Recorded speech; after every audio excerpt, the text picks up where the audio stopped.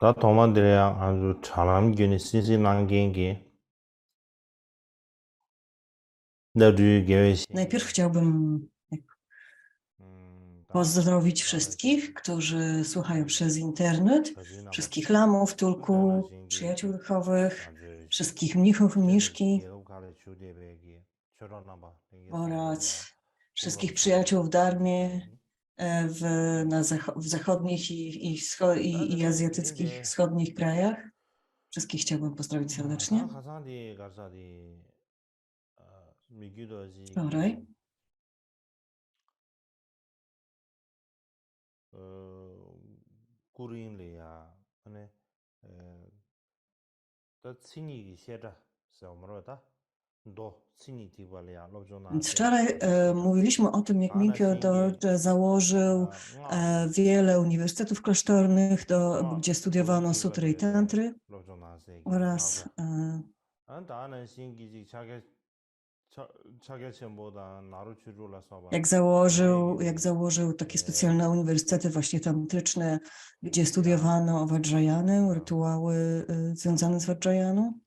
탑저기 탑럼더 처럼 드냐면 나서 주저 라서바다 망고 싶지 차답 나레스 Oraz 다디나는 배선 삼데 까마슐룰린 zakładał również 다디 ośrodki 제주제게 odosobnień, 주어 gdzie 주나데 praktykowano jogi na ropy, mahamudrę. 가슴질바 sab샤르체 Mówiliśmy również 다디린데야 o tej 아니 pierwszej siedrze, 남더 리제메나로 którą 다간다 założył Minkyo 리제 Dorje, 수지 o tym, jaka była jej 수수마도 historia. 나마로 Więc dzisiaj 다 chciałbym 도와줘야 이노로 wrócić do 다간다 tekstu, do 아니 인도는 autobiograficznych strof 신기지 Dobryczyny. 아니 시야 Przejdziemy teraz do 31 dobrego 드리니게 도지 centru. 스타를 제지 누르다한제 안다 드린데 Więc dzisiaj 수지마로 będzie 수지마로 dzisiaj omówimy tylko tą jedną strofę, właśnie tą 다지단기 31. 경미기도 지단 제외고 망고지 쉬어르스도 망고 쉬안도 되다 이내 상으로 람산지 가르슈 이민데 람산지 Oczywiście dużo więcej można 도도르 powiedzieć o Karmapie Minkyo 제니미도 Dorje. 안에 다는 신기 다마지 리컬리 스티어 상으로 다음에로 당연히야 Ale trudno, 신기 ale 원신 trudno jest jakby zebrać to w takie najważniejsze punkty, które należało przedstawić, więc po prostu będziemy kontynuować omawianie tego tekstu.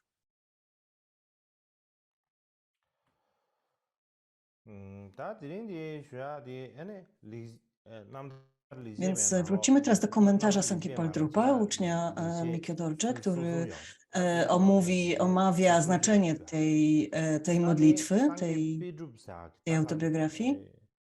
미기도지 그 로마 디인제 샤베기 남달 리제메 제바쇼레 칭지의 말에 튼데 Ten uczeń, 칭지의 czy też, 시기는 전혀 e, 지지 어디 디게 sabje 다 자지 휴비나 ten komentarz Sanki Paldruba jakby nie omawia tego tekstu tak słowo po słowie, tylko po prostu 다 przedstawia 기부를 jego 인하게 znaczenie, jakby 나로네 덤들이 kolejne 기부 tematy, 심지기 jakie tematy są omawiane, jakby przedstawił Minkyo 라마 Dorje, dlaczego, co 라마로지 chciał przez to 다 powiedzieć 디고 i tak dalej. 차이로 Więc 젤라야 아니 jak 제바 zwykle 딘데서 wspomnimy o 속지지 tym, że 다 저와 jesteśmy 딘데도 w 좀 남아기 części, która 솔지다 omawia 아니 praktykę 대다게 najbardziej 랍샤라도 uzdolnionych 제제게 로싱기베 praktykujących. 나로네 다 Omówiliśmy już 림버스ym버 te jej części, które dotyczą 다 bodhicitty. 림버스ym버 때라에 Teraz 양 아니 jesteśmy, 나싱기 야와 뉘어레 다들 빼나 당부들 퍼시고레 teraz jesteśmy 이버를 w 유탕버탕시 tej części, 숨버 jak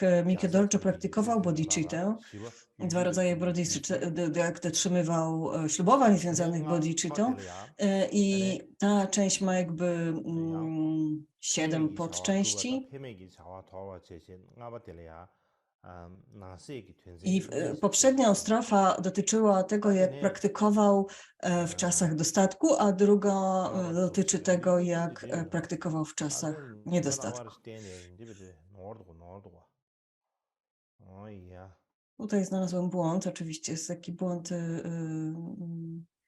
삼삼디 용도 pisowni, więc zaraz poprawimy. 음, 음, Na tym slajdzie. 응아와 주벌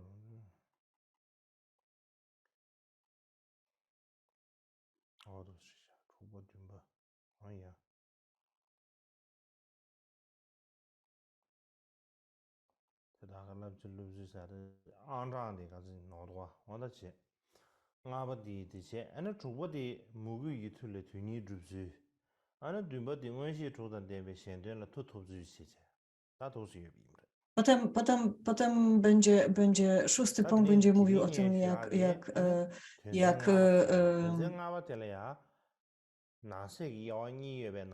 szósty punkt będzie mówił o tym, jak pomagał innym poprzez siłę oddania i jak rozwijał nadprzyrodzone jakby moce.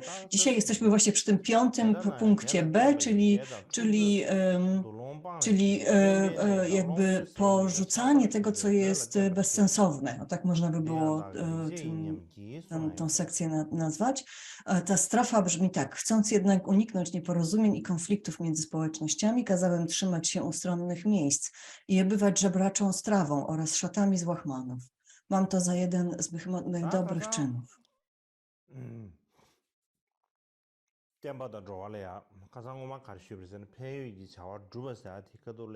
Wczoraj, gdy mówiłem wczoraj jakby byliśmy cały czas przy tym temacie, jak rozwijał tą aktywność, która ma sens, czyli wspieranie mnichów, mniszek, zakładanie klasztorów, siedl, budowanie posągów i tak dalej. To wszystko, co jakby obejmowała poprzednia strofa. Natomiast porzucanie tego, co nie ma sensu, to jest ta kolejna. To znaczy, czasami, Mikio Dorje zwraca uwagę na to, że czasami są pewne rzeczy, które wydają się sensowne, które wydają się przynosić pożytek, jak budowanie, czy czasami ktoś pozornie zbiera zasługę, buduje klasztory, wspiera mnichów, buduje posągi i tak dalej. I z pozoru, z zewnątrz można mniemać, że to przyniesie pożytek istotom, ale w gruncie rzeczy jest bardzo, bardzo szkodliwe. To znaczy, coś może z zewnątrz wyglądać dobrze, ale w gruncie rzeczy jest czymś zupełnie innym. Nie przynosi pożytku ani istotom, ani naukom. Wręcz im szkodzi. Takie sytuacje bywały w przeszłości, bywają teraz, więc i musimy robić wszystko, aby unikać tego rodzaju aktywności. Więc Mikio Dorje właśnie tutaj chce powiedzieć, że czynił wszystko, co tylko mógł, aby takich aktywności unikać. Sankey Paldrup w swoim komentarzu opisuje, że normalnie zazwyczaj większość asystentów Mikio Dorje, większość ludzi z jego otoczenia jakby często dzielili się z nim swoimi opiniami i na przykład czasami na przykład mówili do niego: o, jego świątobliwość, twoja aktywność jest bardzo wielka i masz bardzo duże wpływy, więc powinieneś skorzystać z tej okazji, wykorzystać tą szansę i robić tak, jak w przeszłości robili wielcy lamowie Sakya i Drikung, wykorzystywali swoją władzę, swoje wpływy i budowali klasztory, budowali różne inne jakby takie centra też dla społeczności. Powinniście, ty masz teraz taką władzę, teraz masz takie możliwości, powinieneś robić to samo. Na co Mikio Dorje odpowiadał bardzo często: faktycznie, i jeszcze tłumaczyli ci asystenci czy inni ludzie, że przyjdzie ci to bardzo łatwo, bo masz duże wpływu i na pewno się to wszystko uda. My nie możemy tego sami uczynić, ale ktoś taki jak ty, ze swoimi wpływami i swoim tytułem, to przyjdzie ci to bardzo łatwo. Wystarczy, że poprosisz o to czy tamto i po prostu tak się stanie.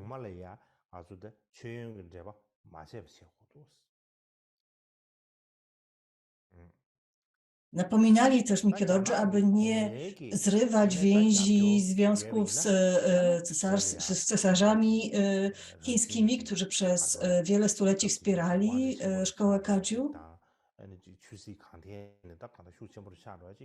Poza tym taki związek, taka bliska zależność, współpraca z chińskimi cesarzami jakby też dodawała jakby wpływów, dodawała władzy takiemu lamu w Tybecie. Poza tym na przykład również król Jiang, wcześniej król Jiang nie był buddystą, ale w którymś momencie zaprosił Mikię Dorje i został buddystą i został jego uczniem. Więc dlatego też na przykład wielu asystentów namawiało go, powinniśmy przenieść się do Jiangu, powinniśmy odwiedzać ten rejon dużo częściej, bo ten król nas bardzo wspiera, a jednocześnie jest takim bardzo wpływowym i mocnym władcą w tym regionie i w całym Tybecie. W całym wschodnim Tybecie on był najpotężniejszym z władców. Więc w zasadzie jakiekolwiek centrum takie i zwyczajne, i darmiczne Karmapa chciałby tam założyć czy wybudować, to przyszłoby mu to bez trudu. Więc wielu doradców wspominało o tym Karmapie Mikie Dorje dość często, że powinien skorzystać z tej szansy, skorzystać z tej władzy, jaką posiada teraz.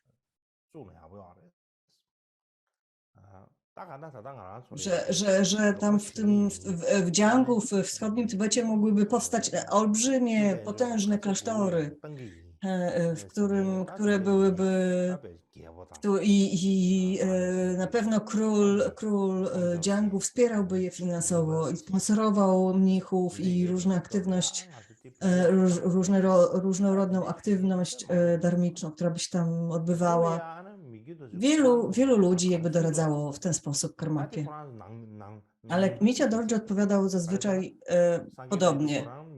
Oczywiście to były takie wewnętrzne rozmowy, ponieważ Sangye Paldrup był asystentem Mikia Dorje, więc słuchał, bardzo często był obecny podczas takich różnych prywatnych, wewnętrznych rozważań, dyskusji pomiędzy Mikia Dorje a innymi ludźmi. Więc on mógł jakby później opisać te rozmowy, ponieważ był ich świadkiem. Więc Sangye Paldrup pisał, że Mikie Dorje zazwyczaj odpowiadał w podobny sposób. To znaczy, tak, mógłbym to zrobić, mógłbym przenieść się do Jiangu, mógłbym poprosić króla Jiangu o pomoc i założyć wiele klasztorów. On na pewno zrobiłby to, spełnił każde moje życzenie. Zbudowalibyśmy tam wielki klasztor i to nie byłoby wcale takie trudne, pewnie udałoby się doskonale. Ale jak powstanie taki wielki klasztor, w którym zamieszka bardzo wielu mnichów,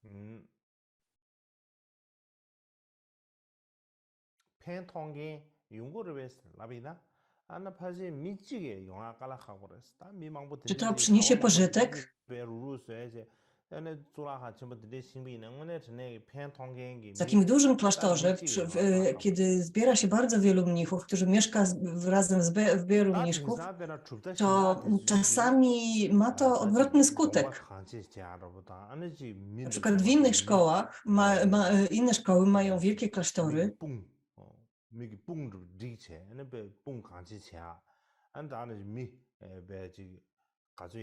mają jakby taką, dużo ludzi przy nich jakby pracuje.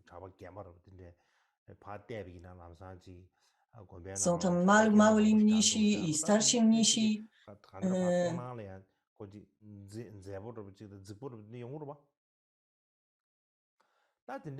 I zazwyczaj z zewnątrz, jak ktoś odwiedzi taki klasztor, to on wygląda bardzo dobrze.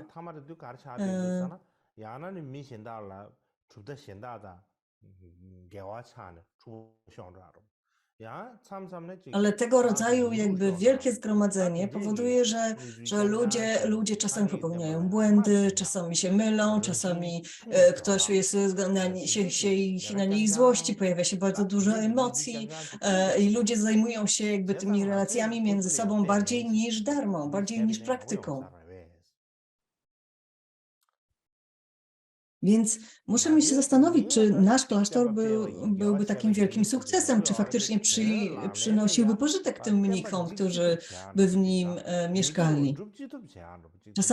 Czasami wydaje się, że pracujemy dla dobra innych istot, ale w gruncie rzeczy jakby niszczymy darmę i niszczymy intencje, jakby darmiczne intencje. Czasami jakby używamy darmy jako takiego pretekstu do tego, żeby powiększać swoją władzę, kłócić się z innymi, jakby walczyć o to, co moje, niszczyć swoich wrogów i tak dalej. Więc bardzo często Michał Dorje tak odpowiadał na swoim doradcom. Jak powiedziałem wcześniej, w tym czasie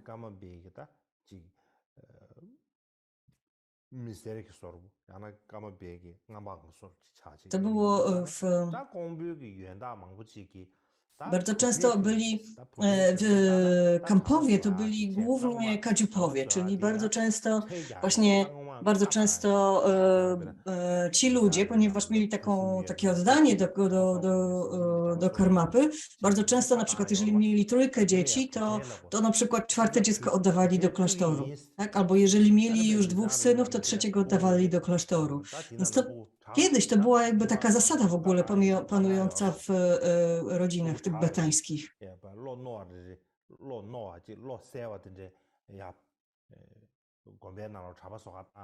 Czasami nawet lamowie wybierali, które dziecko wziąć do klasztoru. Ci wybierali to, które było bardziej inteligentne. Zaś Michał Dorje tylko kręcił głową i mówił, nie mam zamiaru. Nie mam zamiaru tak robić.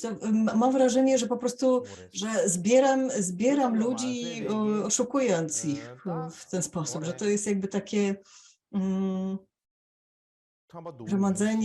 gromadzenie ludzi za pomocą jakiegoś oszustwa. Więc nie zamierzam tego robić.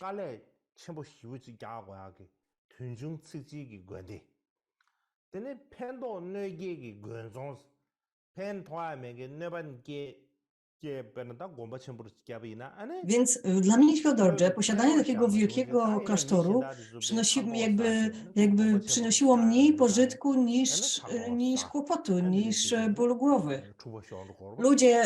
Mnisi w takich wielkich społecznościach zaczynają się kłócić, jest bardzo dużo konfliktów, mnisi się zazdroszczą sobie nawzajem,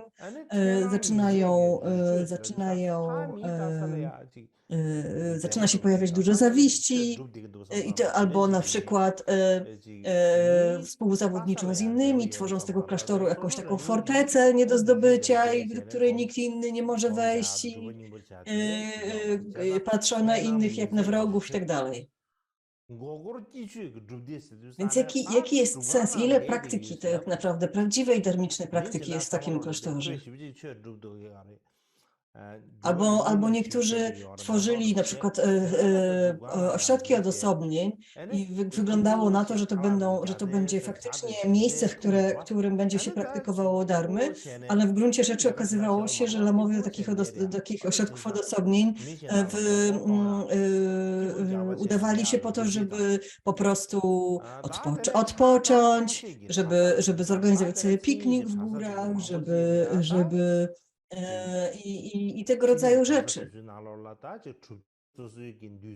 Podobnie się działo w wielkich, czasami w niektórych jakby takich uniwersytetach klasztornych, gdzie mnisi mieli się uczyć, a tak naprawdę jakby konkurowali ze sobą, kłócili się ze sobą, nie mogli się, jakby dochodziło do takiego dużego sektarianizmu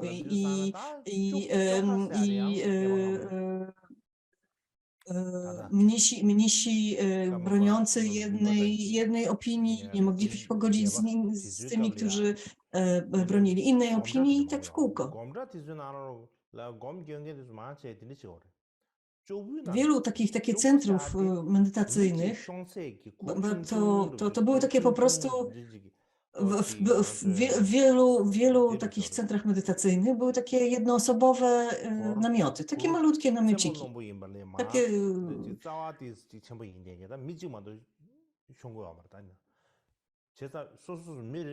w zasadzie tylko jedna osoba się tam mieściła, tak? Więc więc Mickey Roger tworzył takie małe namiociki, w którym mieściła się tylko jedna osoba i tam ta osoba praktykowała, dzieliła.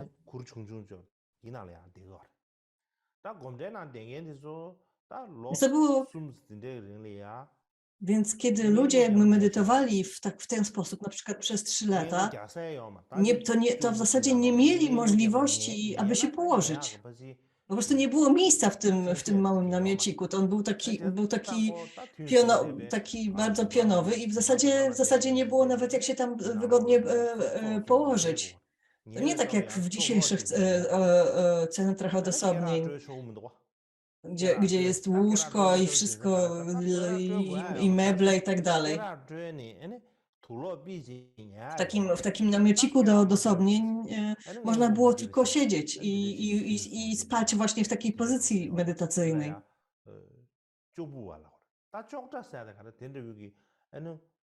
Więc ten taki ośrodek odosobnieniowy i wewnątrz, który mieścił się w ramach jakby obozowiska Karmapy, właśnie w ten sposób wyglądał.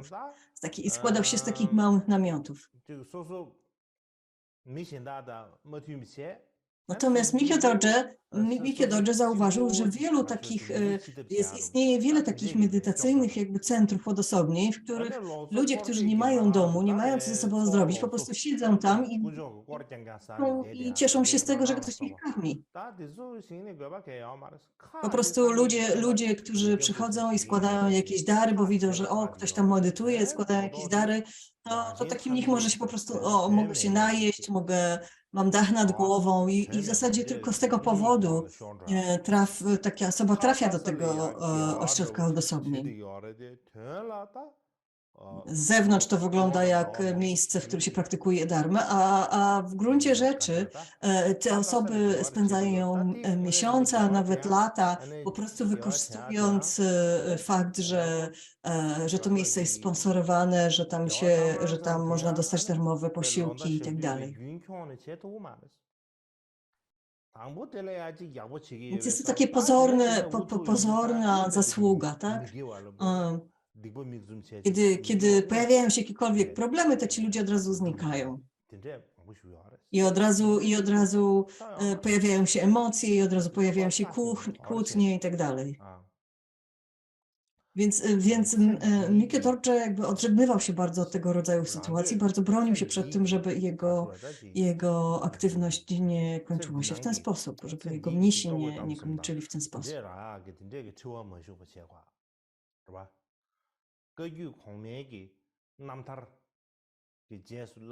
Mickey Dorje cały czas jakby zwraca uwagę, aby tego rodzaju miejsca i praktyki wykonywać z dobrym nastawieniem, z właściwą motywacją, gdzie ludzie praktykują, starają się ograniczyć swoje ego, starają się ograniczyć swoje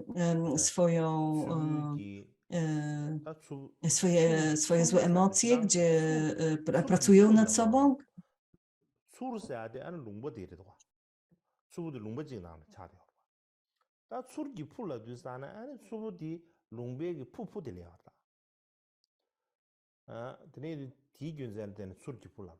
Więc takim miejscem na przykład było Tsurpu, które jest jakby odosobnionym miejscem, takim miejscem, w którym było bardzo dużo też miejsc do odosobnień, czyli Tsur to jest Wali, taka dolina, a Pu i tam było bardzo dużo takich jaskiń, w którym ludzie praktykowali w odosobnieniu.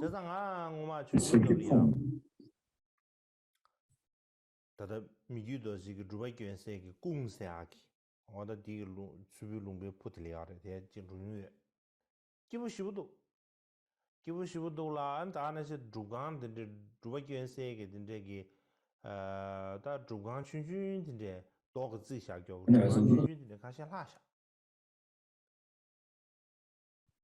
다 디술량 아주 대비나 오늘 전에기 지 가수에 개방하면 지 주바견시 배는 경험이 규도지 저 샤샤비네야 다 된데기 배 내외 받은 jel이야 아니 주간 대배 더가스 도양 된데 봐 지세 아니 쇠샤교 아니 고니 요 말에 다 된데기 아니 컴부 춘춘 된데 나로 쇼세 주바견도아 today in Houston, Więc ja, kiedy byłem mały i mieszkałem w Curpo, to również przebywałem, odwiedzałem te wszystkie miejsca, w których na przykład praktykował Mikio Dorje, te wszystkie małe jaskinki i chatki, w których do tej pory medytują i praktykują różne osoby. I to nie dotyczyło, one są nie tylko w samym Curpo, ale też w całej jakby okolicy, w całej tej dolinie. Tam znajduje się bardzo wiele dogodnych miejsc do praktyki w odosobnieniu. Wielu karmapów tam medytowało.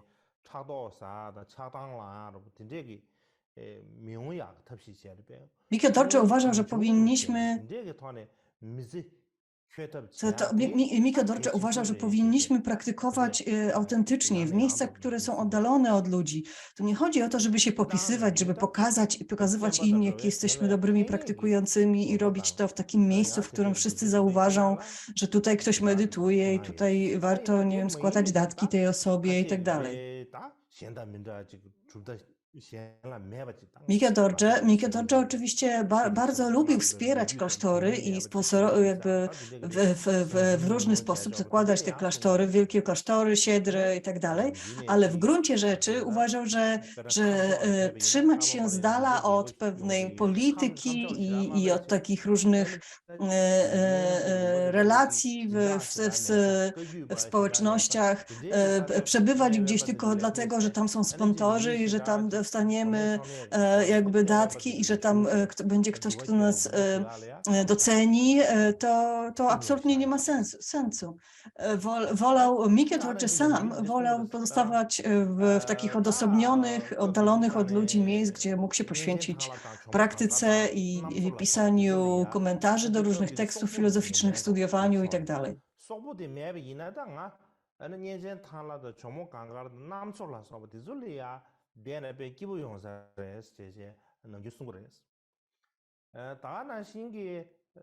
Na przykład bardzo często mówił, że dobrze by było, gdybyśmy się przenieśli do tego czy tego innego miejsca, że gdyby tam nie było armii mongolskiej, to przenieślibyśmy się tam, gdzie nie ma sektarianizmu, gdzie ludzie nie porównują szkół i lamów, mistrzów między sobą i tak dalej.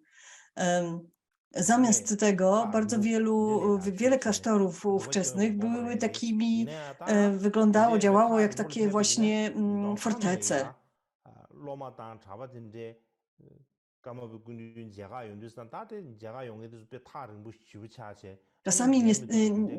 Czasami jednak do Karmapy przybywało bardzo dużo mnichów, bardzo dużo praktykujących z całego Tybetu albo z Kamu i z całego Kamu i bardzo często on jakby nie miał wyjścia, ponieważ tak dużo ludzi go odwiedzało, więc nie mógł czasami ich po prostu rzucić i udać się do jakiejś jaskini, tak? Więc w zasadzie czasami nie miał wyjścia, tylko musiał, że tak powiem, im pomóc. Ale ogólnie po prostu nie lubił tego rodzaju aktywności, nie lubił być tak zajętym przez cały czas, spotykać się z ludźmi przez cały czas, nie lubił po prostu tego.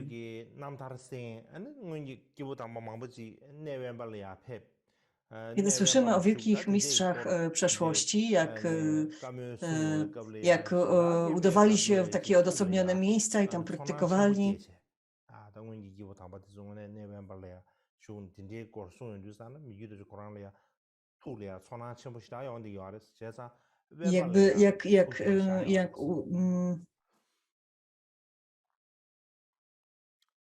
to wzbudza w nas pewne emocje, tak? To wzbudza w nas pewne wzruszenie. To jakby świadczy o tym, że i Mikke Dorje właśnie miał dużo takiego właśnie oddania, że kiedy udawał się do takich miejsc, szczególnie w których wcześniej praktykowali inni wielcy mistrzowie, to tak w taki spontaniczny sposób wzbudzał w sobie oddanie do tych mistrzów. One się tak po prostu jakby samo pojawiało i to sprawiało mu bardzo wiele radości.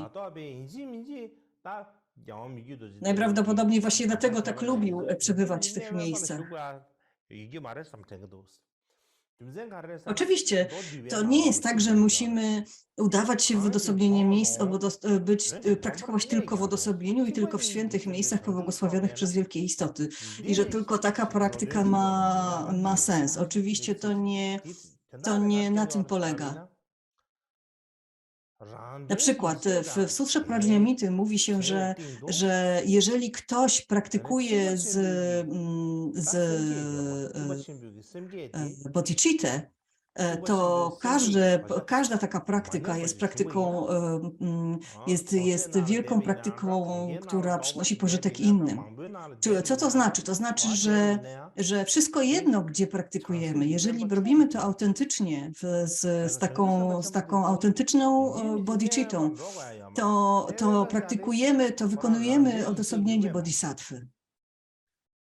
Czyli to wcale nie musi być jakieś oddalone miejsce, to wcale nie musi być żadna jaskinia, to wcale nie musi być środek odosobnień, to może być nawet jakieś miejsce po prostu w mieście, pomiędzy jakby tłumem ludzi. Jeżeli robimy to z odpowiednim nastawieniem, w taki autentycznie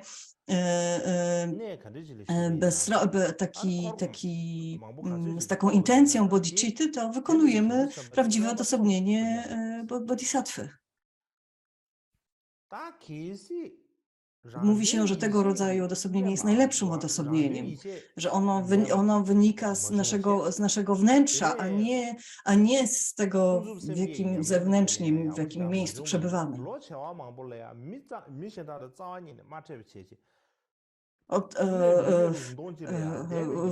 Również z drugiej strony, jeżeli ktoś na przykład praktykuje w bardzo odosobnionym miejscu, gdzieś w górach, w świętym miejscu, ale nie ma bodhicitty w sobie, to może tam siedzieć Bóg wie ile, nie wykonuje praktyki bodhisattwy, nie posuwa się na ścieżce, nie jest to żadne odosobnienie bodhisattwy, tylko po prostu robi to dla swojego własnego jakiegoś ograniczonego celu. Trzeba być wolnym od zajmowania się sobą, od egoizmu. Trzeba się poświęcić, cały umysł jakby oddać bodhicitcie. Wówczas wykonujemy prawdziwe odosobnienie, prawdziwą praktykę. Dla Mikke Dorje cały czas praktykował bodhicittę, cały czas utrzymywał bodhicittę w swoim myśle, więc dla niego w gruncie rzeczy, w pewnym sensie, czy przebywał wśród ludzi w jakiejś dolinie, czy udawał się do jaskini medytacyjnej, cały czas tak samo praktykował.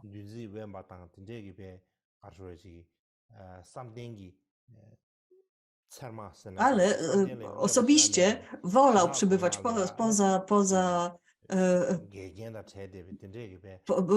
wolał przebywać w takich spokojnych miejscach, gdzie nic gdzie nie było żadnych jakby takich wewnętrznych ani zewnętrznych turbulencji, gdzie nie było, gdzie ludzie zgadzali się między sobą, bo ich było tylko kilku i tak dalej, i tak dalej. Więc w takich miejscach jakby czuł się najlepiej, wolał tego rodzaju aktywność niż przebywanie w tłumie ludzi.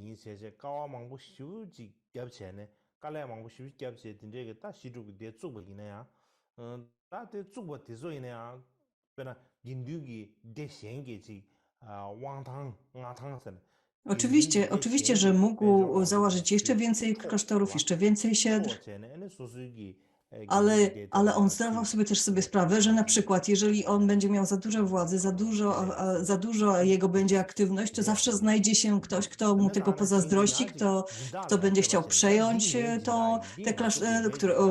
umniejszyć jego władzę,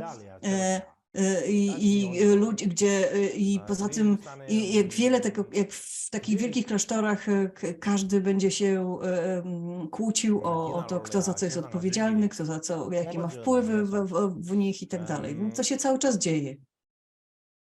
Chyba w Abhidharmie mówi się o tym, że ludzie świeccy 김바 따와 장 가와서야 돼 따와서야 돼 대인바를 지대비 양 답에 따와 군저스물이야지 이세니야서야 돼 김바도 가라 하고 알았어 mówi się, że dla świeckim jest trudno osiągnąć odpowiedni pogląd, rozwinąć odpowiedni pogląd.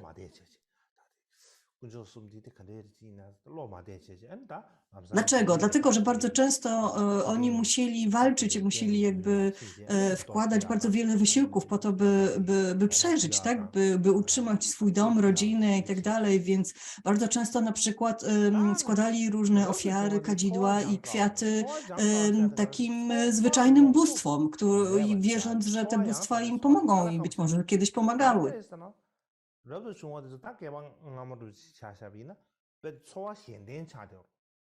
Natomiast jeśli chodzi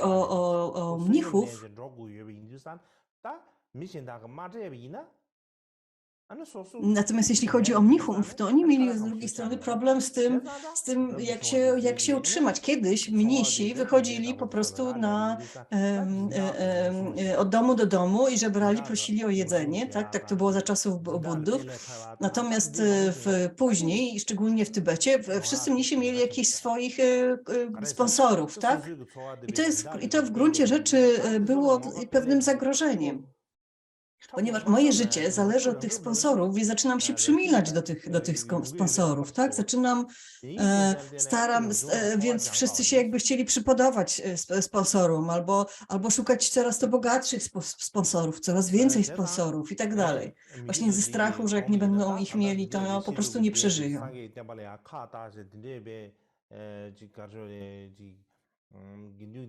Więc Mikhe Dorje rāngshīng tamshē lé yā nē bē kī gyūrūn zhuā chī mā tō mīndūs.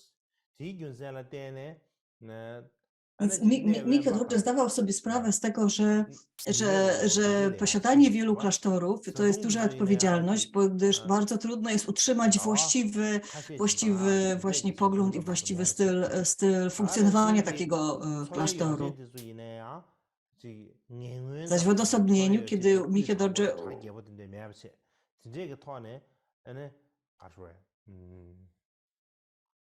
Dlatego bardzo jakby zwraca uwagę na to, żeby jego mnisi byli skromni, żeby nie mieli zbyt wielkich oczekiwań, żeby zadawalali się jakby takim bardzo skromnym życiem, bo to sprawiało, że nie mieli w sobie tej zazdrości, czy tej jakby tego strachu, że nie przeżyją, jeżeli nie będą mieli wielkich sponsorów.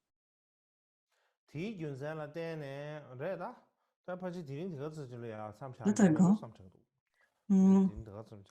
myślę, że tutaj dobrze jest skończyć na dzisiaj. Resztę omówimy jutro.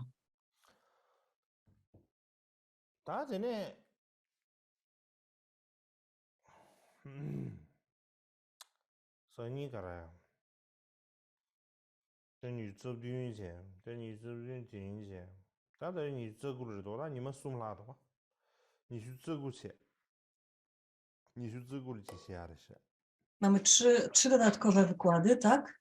Kolejny będzie 29 kwietnia, kolejna sesja. Jak wspomniałam wcześniej, jest bardzo wiele rzeczy, które można opowiadać o Mikhe Dorje. Myślę, że cały rok jeszcze kolejny można by było mówić o tym karmapie, ale myślę, że to nie ma na razie sensu. Nadal jednak chcę poruszyć kilka tematów, kilka rzeczy. Chcę powiedzieć o 5. Szamarpie Kunchu Khenlaku. On był głównym uczniem Mikhe Dorje. Kiedy dochodziło do jego rozpoznania, było trochę takich komplikacji. Większość z nas o tym nie wiedziało. Ja również o tym nie wiedziałam przez jakiś czas. W przeszłości myślałem,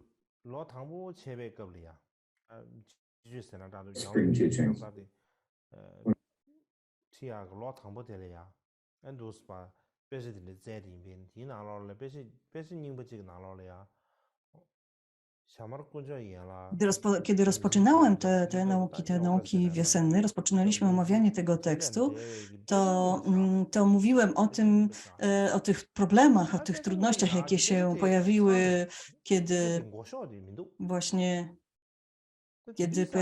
które pojawiły się w związku z rozpoznaniem Shamarpy. Ale potem po jakimś czasie dostałem nowe materiały, nowe teksty na ten temat i zacząłem je czytać. Jakby zacząłem szukać tych informacji na ten temat i znalazłem inne nowe materiały, ale one gdzieś zniknęły, nie mogę ich nigdzie znaleźć. Ale znalazłem inne dokumenty na ten temat, związane z tym wydarzeniem, więc myślę, że powinienem dopowiedzieć kilka rzeczy dotyczących właśnie tej sprawy, tych kwestii. Więc to później, teraz dedykacja zasługi.